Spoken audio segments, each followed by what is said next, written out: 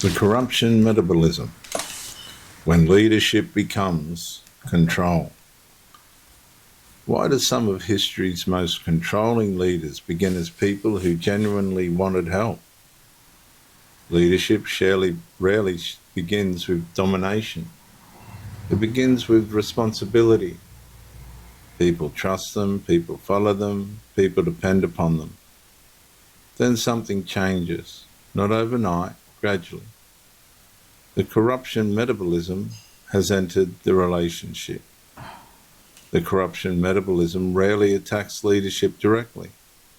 It enters through leadership, then slowly converts responsibility into domination. Leadership begins by carrying burdens others cannot. A leader protects, guides, serves, develops, and their success is measured by the growth of those they lead. Healthy leadership creates independence. Healthy leadership prepares successors. Healthy leadership eventually becomes unnecessary. But corruption quietly discovers opportunity. Influence becomes affirmation.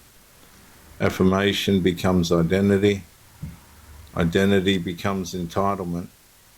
Entitlement becomes ownership. Ownership becomes control. The metabolism begins. Questions become disloyalty. Feedback becomes disrespect. Competence in others becomes competition. Independent thinkers become threats. The organization slowly changes. Creativity disappears. Honesty disappears. Change disappears.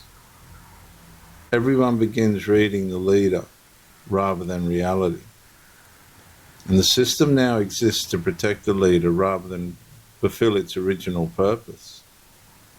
And the greatest irony is that the leader often believes they are preserving unity, but in reality they're preserving dependency.